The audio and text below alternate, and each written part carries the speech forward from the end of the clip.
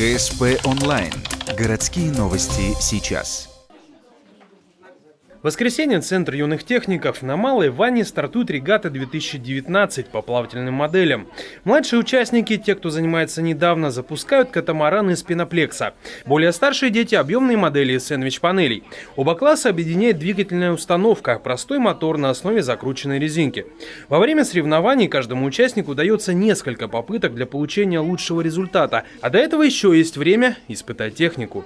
Перед началом соревнований в течение 20 минут эти кораблики тренируются, запускают, понимают принципы запуска, а дальше дело от внутреннего состояния организма. То есть они должны сосредоточиться, настроиться, плавно отпустить руки и запустить эту модель. Тогда она у него идет хорошо. А если он чуть дернул, он, естественно, уходит в сторону. Ребята делают модели по заранее разработанным лекалам. Помимо того, что новичкам это помогает учиться, это еще и подготовка на будущее. Корабли создаются по стандартам республиканских состязаний плавательных моделей. В конце марта ухтинская команда из 15 человек отправится защищать честь города в Сыктывкар. При этом, если дома при сборке могут помочь учителя, то там шкурить, клеить и все остальное каждый ребенок делает сам, от и до.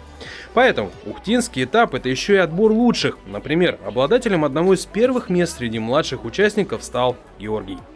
Я свой кораблик делал с Оксаной Ивановной. Я, в принципе, его сам делал. Из пенопласта и клея. Мальчик разделил первое место с еще одним воспитанником. Также объявили 2 вторых места и 3-х, а потом чествовали более старших участников. В награду призерам вручили наборы для выжигания по дереву и не только. Кубок за командное первенство среди младших участников по сумме результатов завоевали ребята из объединения «Юный техник 5».